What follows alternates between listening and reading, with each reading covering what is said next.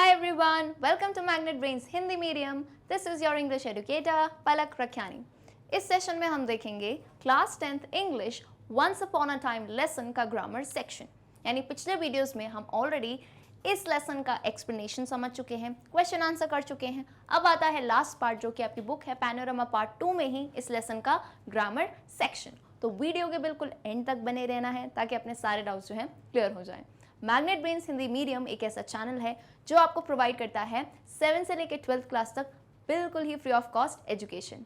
और तो और यहाँ पे आपको मिलती हैं बुक्स एंड ई बुक्स भी. तो इन्हें कैसे अवेल करना है, काफ़ी सिंपल प्रोसेस है बेटा. डिस्क्रिप्शन में लिंक है, लिंक में फॉर्म है, तो वहाँ से जो है आप डिटेल्स भर के सबमिट कीजिए. देन हमारी टीम आपसे जल्द से जल्द कॉन्टैक्ट करेगी.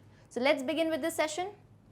नाउ ग्रामर सेक्शन अगेन जो है बुक की ग्रामर हमेशा से बहुत इंपॉर्टेंट रोल प्ले करती है. तो अपनी बुक में ज़रूर से ग्रामर सेक्शन खोल लो आप, है ना. ये आपको जो है कॉम्पोजिशन के बाद देखने को मिलेगी. Beginning with this open your books and do right the answers. पहला क्या है, वर्ड स्टडी है, सिंपल सी चीज़ है. Correct the spelling of the following words. अब हमेशा से मैं कहती हूँ यार, स्पेलिंग काफ़ी इंपॉर्टेंट रोल प्ले करता है किसी भी लिटरेचर सब्जेक्ट में. अब ये इंग्लिश है तो इसका बेस बनता है स्पेलिंग. सो जो लेसन हमने पढ़ा है टॉनी मॉरिसन जी का वंस अपॉन अ टाइम, तो उसी के कुछ वर्ड्स है जिनकी स्पेलिंग को उल्टा फुल्टा कर दिया है. तो अपन वर्ड पढ़ेंगे, समझने की कोशिश करेंगे कि कौन सा वर्ड है, देन उसकी करेक्ट स्पेलिंग यहाँ पे लिखेंगे. चलिए, नंबर वर्ड ऑफ कोर्स देख के ही मुझे लग रहा है कि ये वर्ड जो है अजर्शन कहना चाह रहे हैं, लेकिन यहाँ पे इन्होंने टी की जगह क्या लिख दिया है, एस लिख दिया है. सो बेटा the correct spelling will be, थोड़ा अच्छे से लिखती हूँ राइटिंग, ASSERTION. अजर्शन यानी कोई स्टेटमेंट देना, कोई बात कहना, अजर्शन. ठीक है, चलिए ये ई है, समझ आ रहा है कि नहीं, है ना. चलो, तो यहाँ पे ये एस की जगह होना था टी. नेक्स्ट आ जाओ, इंस्ट्रूमेंट लिखा है, तो इनको जैसे कि भूख लगी थी तो ये एक वर्ड खा चुके हैं, यहाँ पे ये एन खा गए हैं, ये वर्ड होगा इंस्ट्रूमेंट, है ना, इंस्ट्रूमेंट. चलिए, थर्ड आता है, ये वर्ड मुझे दिख रहा है स्पेक्यूलेशन, लेकिन अगेन इन्होंने टी की जगह एस कर दिया है. तो ये कैसी होगी स्पेलिंग, ये स्पेलिंग अपन लिखते हैं SPECULATION. शन इज TION. स्पेक्यूलेशन यानी किसी चीज पे स्टडी करना, सोच विचार करना, स्पेक्यूलेट करना. नेक्स्ट इज मोटिव, लेकिन उन्होंने लिखा कैसे है, मोटिव. तो दिस इज नॉट मोटिव, ये क्या है भाई, मोटिव है. मोटिव यानी किसी का इरादा. तो MOTIVE द करेक्ट स्पेलिंग.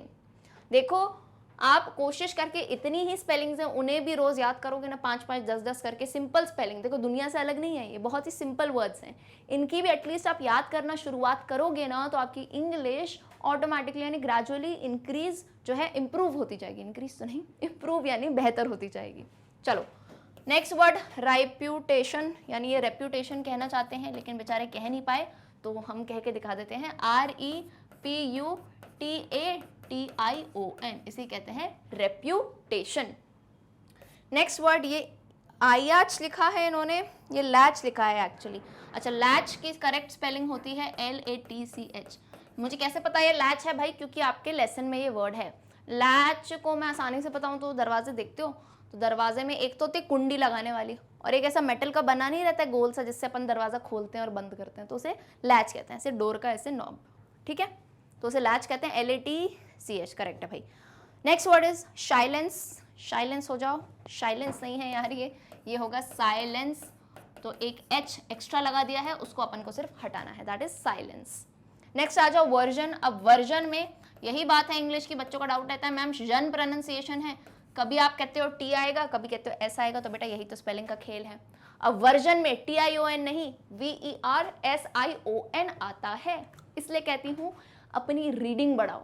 मैंने कह रही दुनिया भर की बुक्स पढ़ो, एटलीस्ट अपनी बुक्स ही आप पढ़ लो, या फिर कोई एक अच्छे ऑथर की आप बुक पढ़ो, ठीक है, जिससे आपको इंप्रूवमेंट बेसिक से स्टार्ट कर सकते हो. बहुत कॉम्प्लिकेटेड इंग्लिश नहीं पढ़नी है, बेसिक से स्टार्ट करो, so your English will gradually start improving. चलिए भाई, हो गया. आगे और भी है क्या, नहीं भाई. नेक्स्ट आ जाते हैं हम मैच द कॉलम पे. So match the words of phrases in column A with the meanings in column B. ये थोड़ा ही आगे आपको जो है वर्ड स्टडी में ही आगे मैच द कॉलम आएगा. A और B सेक्शन है. A सेक्शन में आपको कुछ वर्ड या फ्रेज दिए गए हैं और उन्हीं के मतलब दिए हैं B सेक्शन में, लेकिन जम्बल्ड हैं, शफल्ड हैं. तो आपको इन्हें मैच करना है। अगेन मैं मानती हूँ बेटा ऐसे ऐसे तीर चलाने में मज़ा बहुत आता है, लेकिन don't do it, you guys are in now class 10। जैसे तीर मत चलाओ, प्रॉपरली मैच द कॉलम कैसे करते हैं, चाहे वो इंग्लिश हो या कोई और सब्जेक्ट हो। आपको यहाँ पे जो भी वर्ड दिया है ABCD और इसका आंसर जहां मैच होता है आप उसके सामने लिख दोगे। फॉर इंस्टेंस नंबर 1 क्या दिया है, A दिया है अम्यूजमेंट। अम्यूजमेंट मतलब क्या, अपने टाइम को पास करने के लिए कोई भी बढ़िया एक्टिविटी करना, जैसे अम्यूजमेंट पार्क है तो आप वहाँ टाइम पास कर सकते हो, कोई भी पास टाइम एक्टिविटी है या हॉबी टाइप की चीज़ बोल सकते हो आप, है ना। तो अम्यूजमेंट क्या आ जाएगा यहाँ पे, पास टाइम। पास टाइम का मतलब क्या है, वक्त पास करने के लिए, टाइम पास। अच्छा मैं ये एक बात तो बताना चाह रही थी हमेशा से, है ना, जो इंग्लिश में काफ़ी दिलचस्पी रखते हैं समझने में, तो मेरी एक बात आज से मान लो, है ना पलक मैम की, एक बात मान लो, इस वर्ड को आप यूज़ नहीं करोगे। किस वर्ड को, टाइम पास को। टाइम पास कुछ नहीं होता है, टाइम पास कुछ नहीं होता है, जो वर्ड होता है वो होता है पास टाइम। इसका मतलब क्या हुआ, टाइम पास बेटा तुम कुछ करो या नहीं करो। बोलते हो मैं टाइम पास के लिए जो है फ़ोन चलाता हूँ या फ़ोन चलाती हूँ, तो तुम कुछ ना भी करो तो भी टाइम पास होगा ही। टाइम जो है बेटा एक इंडिपेंडेंट यूनिट है। साइंस की बात करें, साइंस को मिला दो यहाँ पे, एक इंडिपेंडेंट यूनिट है। Even if you are not doing anything, सोए पड़े रहो, कुछ भी करो, टाइम तो पास होगा ही। तो इसे टाइम पास कभी नहीं कहा जाता है, पास टाइम। जैसे आप कुछ भी कर रहे हो तो आप बोल सकते हो my pastime activity is watching mobile. क्या बोलोगे, my pastime activity is watching mobile, यानी फ्री टाइम में मैं फोन देखता हूँ।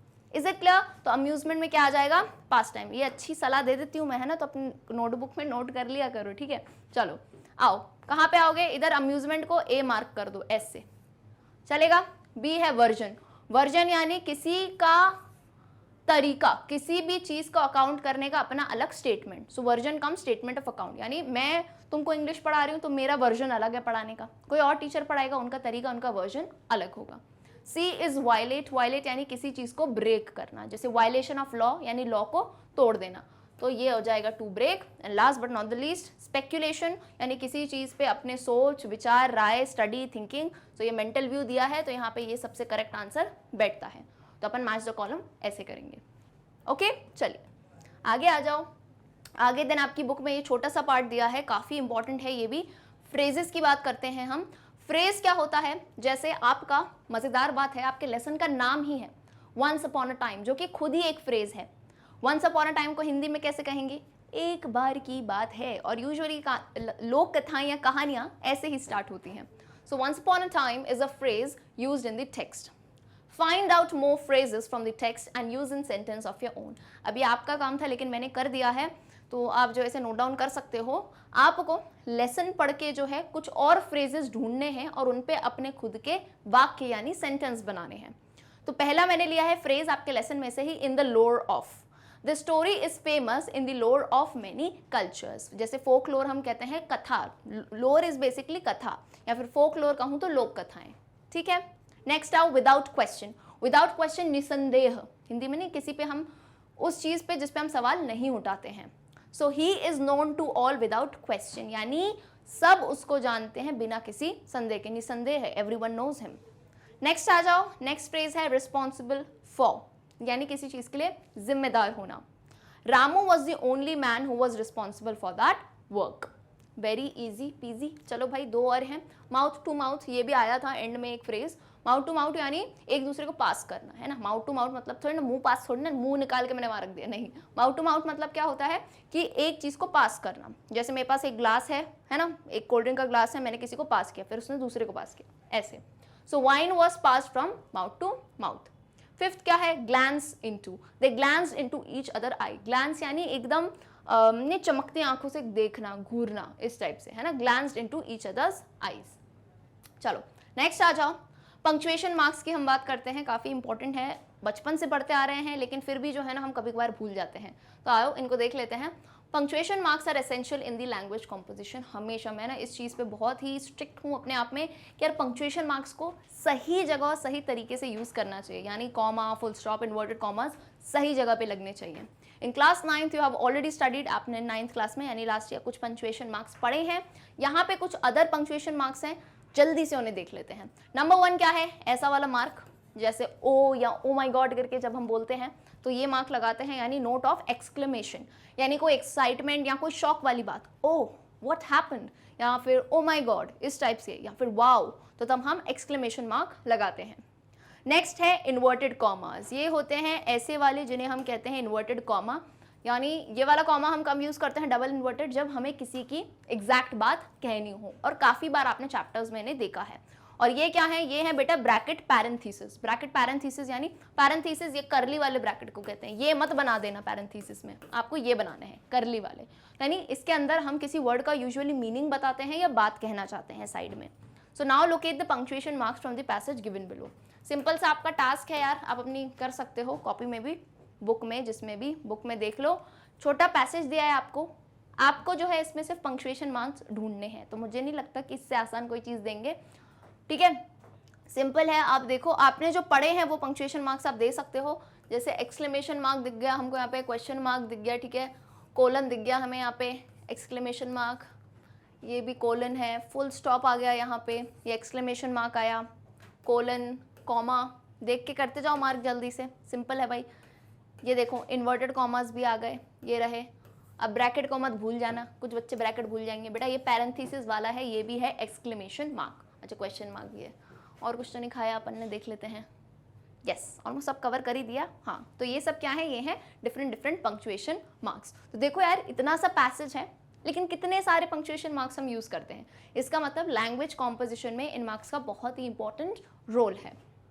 Very clear. चलिए अब आता है last part, that is translation. काफ़ी सिंपल है, आपको क्या करना है, you need to translate this in Hindi. आपको इंग्लिश में एक पैराग्राफ दिया है, उसको आपको हिंदी में ट्रांसलेट करना है। तो क्विकली से हम इसे पढ़ लेते हैं।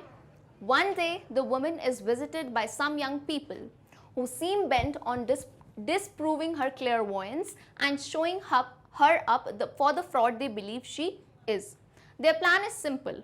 They enter her house and ask one question, and the answer to which rides solely on her difference from them, a difference they regard as a profound disability, her blindness.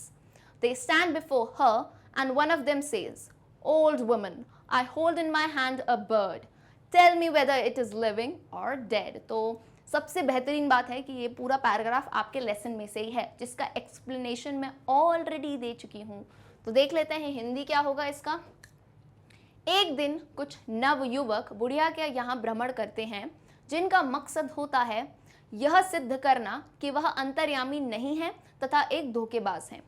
उनकी योजना सरल है, वे उसके घर में प्रवेश करते हैं और एक प्रश्न पूछते हैं, जिसका उत्तर पूरी तरह से उसके अंतर पर निर्भर करता है। एक अंतर जिसे वे एक गहन विकलांगता के रूप में मानते हैं, उसका अंधापन। वे उसके सामने खड़े हैं और उनमें से एक कहता है, बूढ़ी औरत, मेरे हाथ में एक चिड़िया है, मुझे बताओ कि यह जीवित है या मृत है। तो ये इसका एग्जैक्ट ट्रांसलेशन है, चाहो तो नोट डाउन कर लो या फिर स्क्रीनशॉट ले सकते हैं। I hope it is very clear. All right, तो इसी के साथ एंड होता है हमारा once upon a time lesson के ग्रामर सेक्शन, एंड पूरा लेसन भी एंड होता है। तो कुछ भी मिस हो गया हो, डोंट वरी, डिस्क्रिप्शन में प्लेलिस्ट की लिंक है, आप सारे वीडियोस वहां से देख सकते हैं। एंड अगर ये पर्टिकुलर वीडियो पसंद आया हो तो लाइक, सब्सक्राइब, शेयर करना बिल्कुल मत भूलना। मेरे इस साइड पे आपको देख पाएंगे मैग्नेट ब्रेन्स बेटा हिंदी मीडियम और इवन इंग्लिश मीडियम पे भी जितने कोर्सेज हैं सब फ्री ऑफ कॉस्ट हैं। आप जो है हमारे सोशल मीडिया हैंडल्स पे भी हमसे बिल्कुल कनेक्टेड रह सकते हैं। See you all in the next session, till then good bye.